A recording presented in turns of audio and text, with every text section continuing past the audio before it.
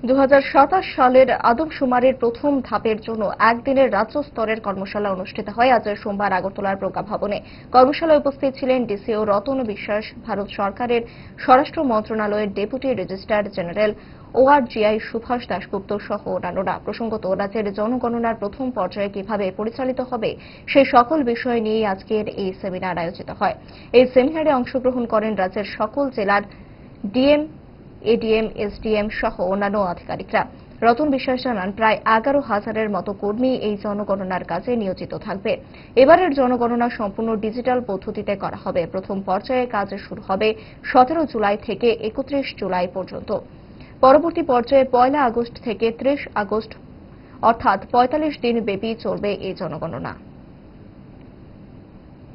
Basically আজকের এই কনফারেন্সের মধ্যে দিয়ে আমাদের সেন্সাস 2027 এর যাত্রার জার্নি শুরু হলো। মূলত আজকের মূল টার্গেট হলো অ্যাওয়ারনেস বিল্ড করা। যারা সেন্সাস ফাংশনারি যারা আছে, DM and collector, sub divisional magistrate, তারাই মূলত সেন্সাসটা করান। আমাদের সেন্সাস নোটিফিকেশন অনুযায়ী তাদেরকে সেন্সিটাইজ করা হয়। তারা দিনব্যাপী বিভিন্ন টেকনিক্যাল আলোচনা হবে, কিভাবে করা হবে, কি করা হবে, টাইম বাউন্ড, ট্রেনিং, এতে ডিটেলস আজকে সারাদিনের হোল ডেতে আজকে প্রোগ্রাম করা আছে। আমাদের স্টেটের সেন্সাসের যে ডেট শিডিউল করা আছে, এটা স্টেট টু স্টেট ভেরি করে, ফেজ 1 এবং ফেজ 2। ফেজ 1-এর ক্ষেত্রে আমাদের স্টেটের শিডিউল করা আছে জুলাই মাসে।